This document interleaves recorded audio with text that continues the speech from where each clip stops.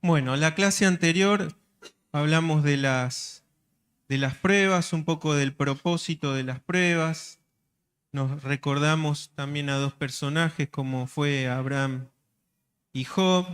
Estamos escudriñando el libro o la primer carta de Pedro para los que no están en tema. Estamos en el verso 6.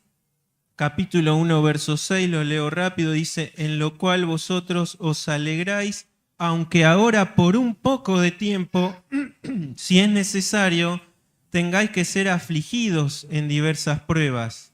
¿Para qué? Para que sometida a prueba vuestra fe, mucho más preciosa que el oro, el cual, aunque perecedero se prueba con fuego, sea hallada en alabanza, gloria y honra cuando sea manifestado Jesucristo, a quien amáis sin haberle visto, en quien creyendo, aunque ahora no lo veáis, os alegráis con gozo inefable y glorioso, obteniendo el fin de vuestra fe, que es la salvación de vuestras almas. Vimos que en contexto estos hermanos estaban siendo atribulados, estaban en un tiempo de persecución y Pedro da algunas claves acerca de estas pruebas. Dijimos que vienen de Dios, que no duran para siempre, que son diversas, y en eso habíamos analizado a Job, toda la cantidad de cosas que pasan. Un poco en Job se representan las formas de las pruebas de Dios, desde lo material, pérdidas también en cuanto a las personas y también incluso en su cuerpo. A veces estas también son muy complicadas. Y habíamos dado 6 puntos del propósito de las pruebas. Lo organicé así, ¿va? No significa que esto sea ley de Media y Persia, es una forma de organizar. Dijimos que el propósito de las pruebas es para probar la fortaleza de nuestra fe, para humillarnos, para alejarnos de cosas mundanas y hacernos conscientes de nuestra eterna esperanza. Las pruebas también revelan cuánto amamos a Dios, nos capacitan también para ayudar a otros. Y el sexto punto que vimos es para desarrollar fortaleza perseverante, y ahí hablábamos de la carta que estudiamos el año pasado de Santiago. Las pruebas, si hay algo que generan en nosotros, es la paciencia. Es la perseverancia o la tolerancia, como también se traduce. Y nos tocaba hablar, vamos a ver hasta dónde llegamos, de la actitud de cómo enfrentar las pruebas. Ya vemos que las pruebas vienen, el Señor tiene para cada uno de nosotros pruebas. Dijimos que a veces son colectivas, el pueblo de Dios a lo largo de la historia pasó por pruebas. Nuestros primeros hermanos allí en el siglo I fueron muy atribulados de acuerdo a las regiones donde estaban, pero la tribulación duró 3 siglos, al menos por parte del Imperio Romano, y después tuvieron también la etapa oscura, el oscurantismo, y hoy mismo recordamos que hay hermanos nuestros que siguen padeciendo persecución colectiva por el hecho de ser cristianos en distintos países. Pero también hay pruebas personales para cada uno de nosotros, y en eso hablábamos también de cómo esas pruebas nos van a capacitar para ayudar a otros cuando estén pasando por ese tiempo. Ahora, ¿cómo enfrentamos las pruebas? Lo primero que yo anoté en mi bosquejo es teniendo convicción. Si nosotros ignoramos los planes de Dios, ignoramos cómo Dios actúa, lo más probable es que cuando venga la prueba, y lo menos que tengamos es esperanza y fortaleza, sino queja en nosotros. La convicción, nosotros sabemos que cuando hablo de convicción, ¿de qué estoy hablando? Hebreos 11, ¿no? La fe es la convicción. La sabemos de memoria, pero en la práctica, ¿no? Se complica, como ya escuchábamos hoy. Al lavar los pies sabemos, ahora agacharse a lavar, Y bueno, ahí es donde se complica, ¿no? El ejercicio de la fe, la convicción real de fe, es lo que nosotros debemos ejercitar continuamente. ¿Cómo lo hacemos? Ahora lo vamos a ver. Pero alguien que tenía, ¿saben qué? Certeza absoluta de esta convicción era uno de los reyes que tenía el corazón conforme al corazón de ¿quién? ¿Quién fue? ¿Cuál sería el salmo para ustedes de elección en este tema de la convicción? De saber que no está solo, que hay unas manos que están sujetando su vida. ¿Qué les parece? Muy bien, Salmo 23. Cada vez que uno está, siempre parece por estos tiempos, vuelve ese salmo, ¿no? Y David fue un hombre muy atribulado. Y entendemos que a veces es incomprensible porque Samuel lo unge, jovencito, y uno podría decir, bueno, ya está, en un año es rey, ¿no? ¿Y cuántas tuvo que pasar? ¿Cuántas tuvo que pasar? Está bien, metió en algún momento la pata y tuvo consecuencias de eso, pero desde que él fue ungido hasta que fue rey pasaron muchas cosas, ¿no? Tuvo incluso que escapar de aquel que estaba chiflado, ¿no? Porque Saúl, cuando el Espíritu de Dios se aparta de él, ¿qué empezó a tener? Locura, ¿no? ¿Cuántas veces lo quiso ensartar contra la pared? La misma esposa que era la hija menor de Saúl lo tuvo que ayudar a escapar, ¿se acuerdan? Y tenía la gracia de que el hijo de Saúl, que era el verdadero heredero, que era Jonatán, entendió que Dios tenía un propósito mayor por sobre una herencia real, ¿no? Y es amigo, un amigo fuerte de David, y también lo ayuda a escapar de la bravura de su padre, y en cuevas se escondía, ¿se acuerdan? Y a veces nos narra que él iba por un lado y el ejército de Saúl por otro. Y empieza David a componer salmos porque no existían obviamente los psicólogos en esa época, pero no hay mayor fortaleza que la fortaleza de nuestro Señor. Y él dice algo que yo subrayé en mi Biblia, que es, lo hace personal. Y dice, Jehová es mi pastor. Él lo entiende así, lo vive así, y dice, nada me faltará, aunque él le faltaba de todo, todavía no era rey, estaba siendo perseguido y hasta su vida corría riesgo. Él dice, tiene esta convicción, nada me faltará. ¿Dónde me hace pasar o descansar? En lugares delicados. Pero si no estás en lugares delicados, yo siempre que analizo este salmo digo, ¿cómo se contrasta lo que David dice con su realidad? Claro, pasa que es tal la convicción y la fe de David que él se está viendo en esos pastos por el pastor soberano. Dice, junto a aguas de reposo me pastoreará. Y dice, confortará mi alma.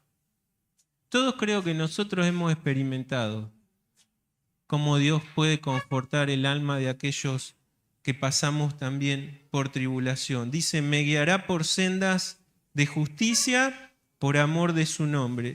El 4 dice así, aunque ande en valle de sombra de muerte, y fíjense acá, no habla de que Dios lo libra del valle de sombra de muerte. Y es lo que venimos analizando acá. Las pruebas son ese valle de sombra y que parecen de muerte.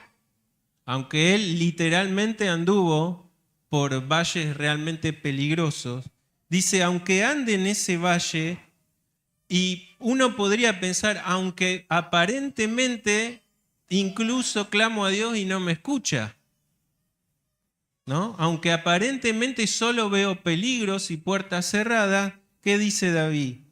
No temeré mal alguno, ¿por qué? Porque tú estarás conmigo. Esta es convicción, hermano, que tenemos que tener nosotros. Hoy recordamos una vez más esto. Aunque estés en ese valle oscuro de sombra y de muerte, no estás solo. El Señor está y va a confortar tu alma. Dice, tu vara y tu cayado me infundirán aliento. Estos son los instrumentos del pastor. lejos están esos instrumentos para golpear a la oveja. El pastor no tenía estos instrumentos para golpear a la oveja. La oveja no es un animal que necesite ser golpeado, todo lo contrario.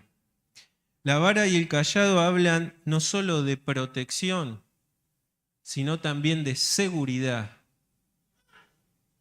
Hablan de guía.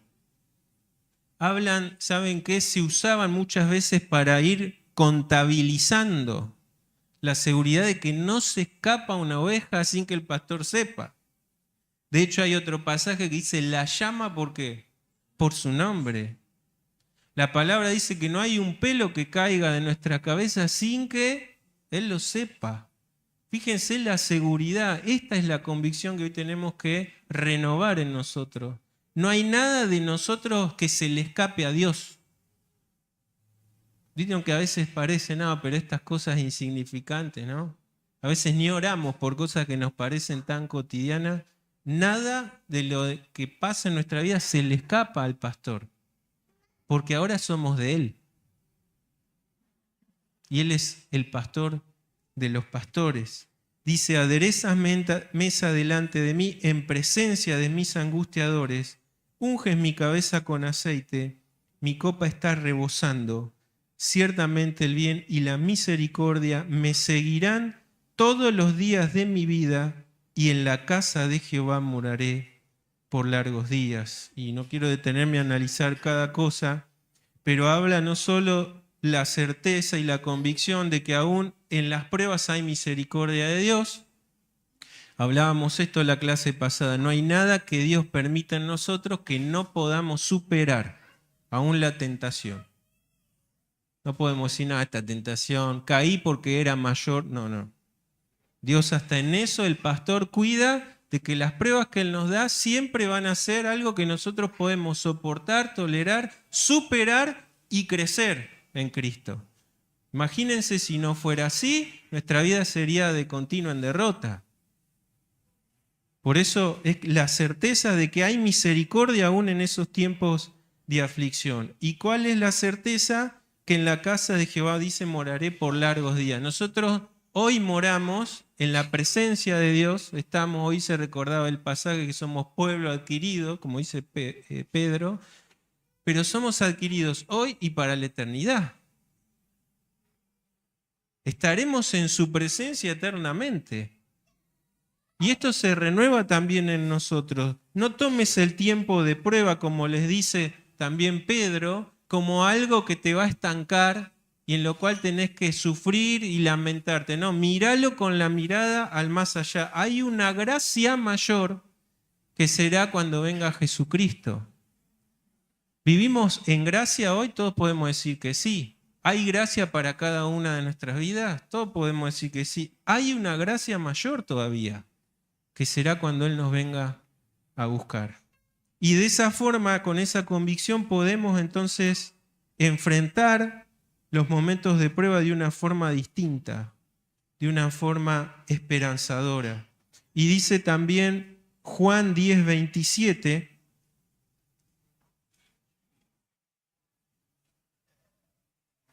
Juan 10:27, dice, Jesús mismo dice, y esto también nosotros hasta lo sabemos de memoria, pero créanme que decir esto en ese tiempo para Jesús era algo controversial totalmente, ¿sí?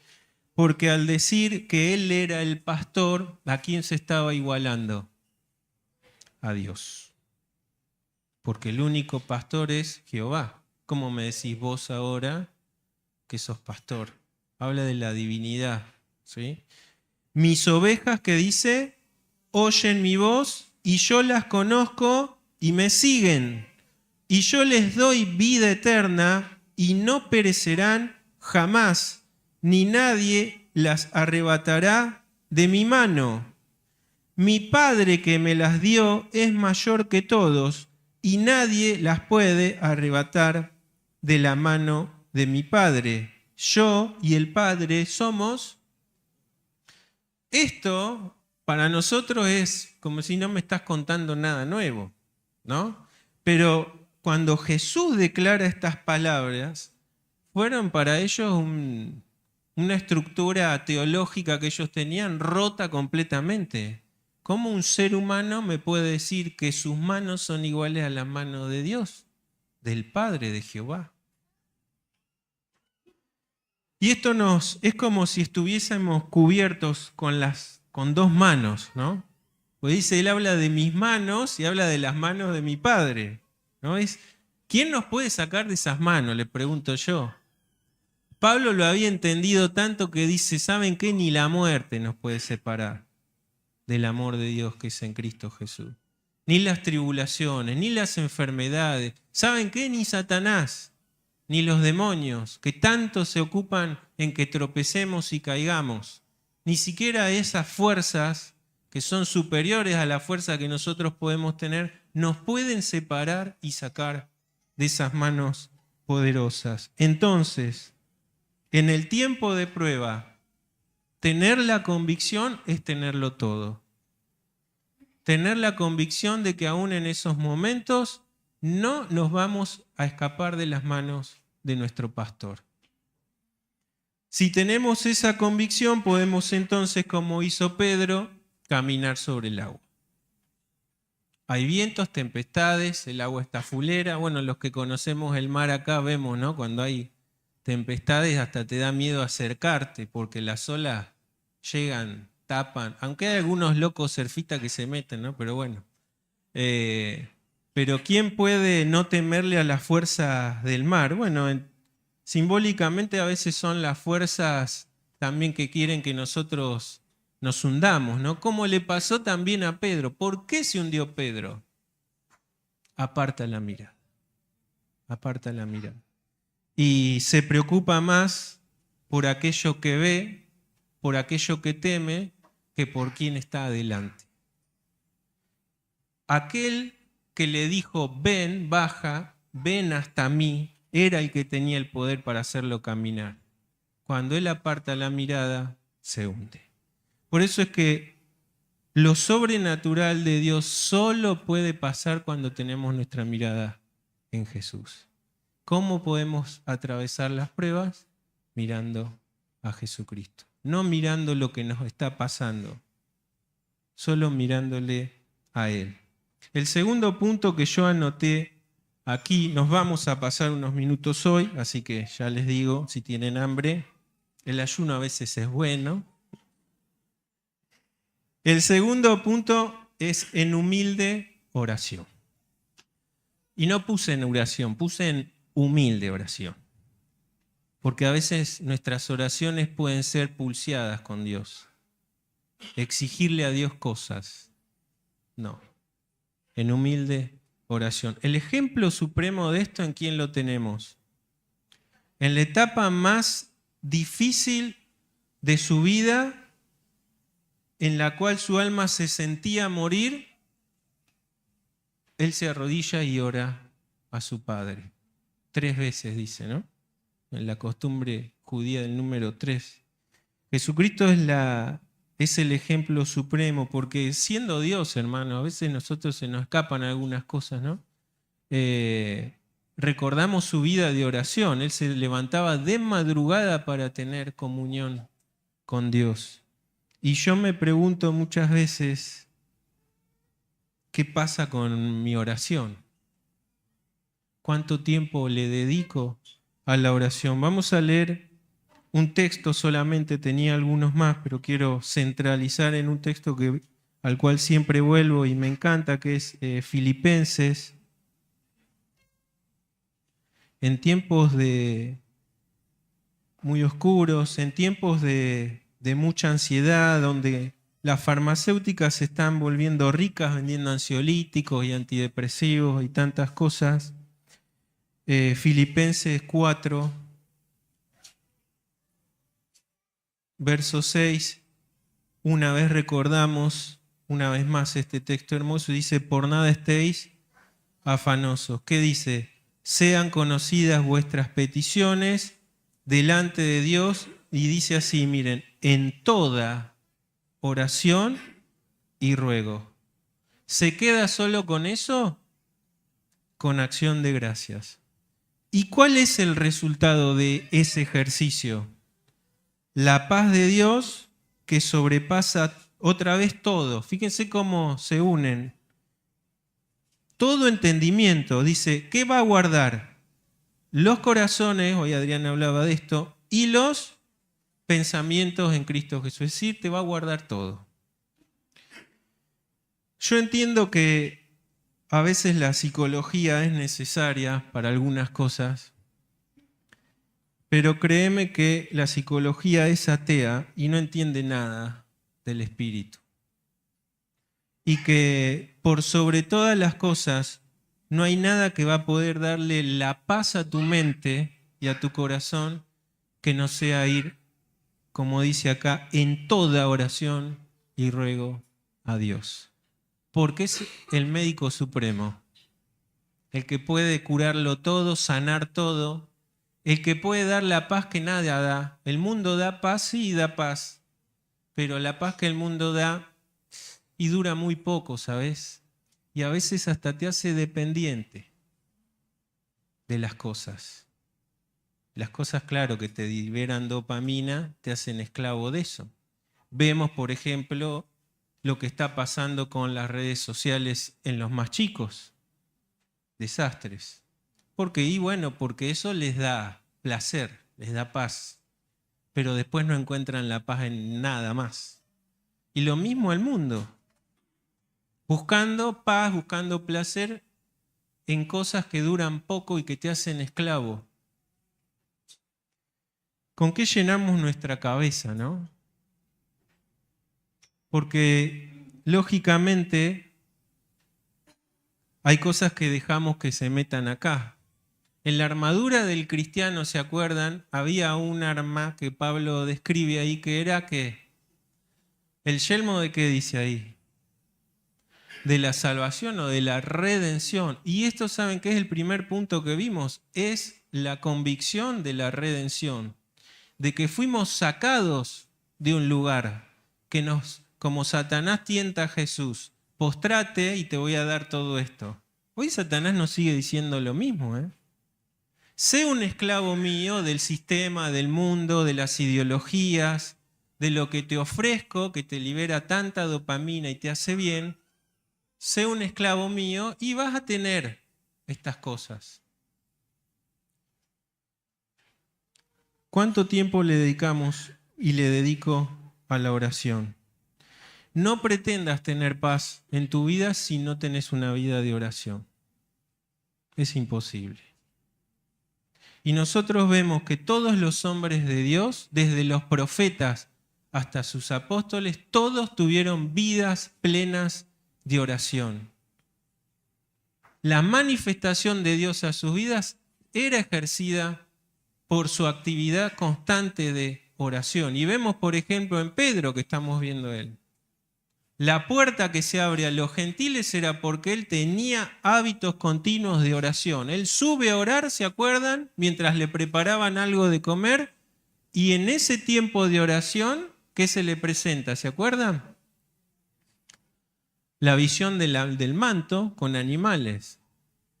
Y aunque Pedro medita, dice en esto, había algo poderoso que iba a pasar y se le iba a revelar a Pedro que no solo ahora los judíos iban a ser salvos, sino también los gentiles. ¿Cuántas cosas pasan cuando estamos en comunión con el Señor? Tiempos de oración. Y esto es algo, creo yo, que no hay tarea superada. Todos los días tenemos que tener vidas de oración, vidas de dependencia. La oración marca nuestra fe. ¿De quién dependemos? Si dependemos solo de nosotros, de nuestras capacidades, o entendemos que aún las cosas fáciles que tenemos que hacer no las podríamos hacer si no estamos en dependencia completa de Dios. Los apóstoles de Jesús fueron discipulados con una tarea, pero Jesús les dijo, sin mí nada podéis hacer. El tercer punto, y con esto termino hoy, es leyendo y meditando su palabra. Otra cosa que a veces puedo encontrarme en falta en esto, ¿no? Tenemos más tiempo de series en Netflix que de lectura y estudio de la palabra de Dios. Si no hay palabra en nosotros, Jesús les dijo al Padre cuando oraba, ¿se acuerdan? Santifícalos en tú. Todo el proceso que nosotros el Espíritu Santo tiene que hacer, solo lo puede hacer por medio de la palabra, porque esa es su espada. No lo hace por experiencias que yo les pueda transmitir, no lo hace por una buena dialéctica, no lo hace por un comentarista bíblico, lo hace por el estudio y la meditación de su palabra. Si no estudiamos la palabra de Dios, si no meditamos en ella, no pretendas que el Espíritu pueda transformar tu vida día a día. No es levantarse, abrirla y poner el dedo y decir qué tenés para... No. Es tener un plan sistemático de estudio, de meditación, de esfuerzo, separar tiempo para esto. No significa que tenemos que estar 2 horas, 3 horas, no. Pero el tiempo que separe, ¿sabes qué? Hace ayuno de esto, apagalo, que nada te distraiga y medita en su palabra. Y decile con sinceridad a Dios, Dios, voy a abrir tu libro. Necesito que hables hoy a mi corazón. Hay una persona que escribe un salmo, muy posiblemente haya sido Esdras, el Salmo 119. Bueno, todos lo conocemos, yo solo les leo algunos textos y créanme que Esdras no se está refiriendo a toda la palabra de Dios como hoy tenemos nosotros. Se está refiriendo solamente a los primeros 5 libros de la Biblia, que uno a veces cuando le toca en la lectura anual dice, bueno, los voy a... Génesis y Éxodo va bien, hay historias ahí interesantes, pero después llegás a los otros, ¿viste? Y empezás a leerlos rápido porque querés llegar a otras cosas. Bueno, Esdras dice que aún eso, la ley, el Pentateuco, para él era una delicia. Y por ejemplo, el 119:25, a ver si lo tengo acá, dice, abatida, hablando de estos tiempos de prueba, dice, abatida hasta el polvo está mi alma. Vivifícame según ¿qué? Tu palabra. Dice, te he manifestado mis caminos y me has respondido, enséñame tus estatutos. Hazme entender el camino de tus mandamientos para que medite en tus maravillas. Se deshace mi alma de ansiedad, susténtame según tu palabra. Miren si no estaba pasando por momentos también este hombre de dificultades, ¿no? Dice, hasta el polvo, ¿no? Mi alma. O sea, más abajo que eso, imposible. Más angustia que eso no hay, ¿no? Esto nos viene la imagen misma de Jesús cuando les dice, mi alma está muy triste hasta sentirse morir, es decir, ahí hasta el polvo. ¿Qué es lo que le da confort a este hombre? La palabra. El 49 dice, acuérdate de la palabra dada a tu siervo, en la cual me has hecho esperar. 50. Ella es mi consuelo en mi aflicción, porque tu dicho me ha vivificado. Este es un texto hermoso, porque yo lo he experimentado eso, ¿no? Es decir, en la palabra, vieron, incluso textos que sabemos y que leemos, pero en esos momentos los volviste a leer y hay algo distinto. Es el Espíritu trabajando por medio de la palabra. Te hace sentir algo especial, único, que es difícil a veces incluso de explicar, que solamente lo podemos entender lo que los hemos experimentado, cómo el Espíritu por medio de su palabra, aún en tiempos de mucha angustia, nos da ¿qué? Consuelo. Por eso nuestro buen hábito es que cuando un hermano está pasando estos momentos, ¿qué le mandamos? Textos. ¿Por qué? Porque decirte, hermano, te quiero, oro por vos, está todo bueno, es buenísimo. Pero lo único que puede tocar ahí el corazón, que el Espíritu puede utilizar, ¿qué es? La palabra de Dios. Por eso no perdamos nunca este hábito. Hermanos en situaciones difíciles, decile todo lo que sentís, que lo querés todo. Mandale un texto de la palabra de Dios. Y el último que anoté acá es 92. Dice, si tu ley no hubiese sido mi delicia, ya en mi aflicción hubiera perecido. Nunca jamás me olvidaré de tus mandamientos.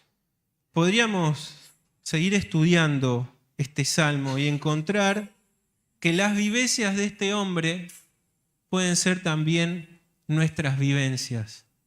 En tiempos de tribulación, en tiempos de prueba. ¿Cómo vengo con estos 3 puntos? Me queda uno, lo voy a ver, lo voy a dar la clase que viene. Pero convicción, oración, ahí puede entrar el ayuno también, y meditación de su palabra. Si tenemos que hacer un autoexamen, ¿cómo venimos?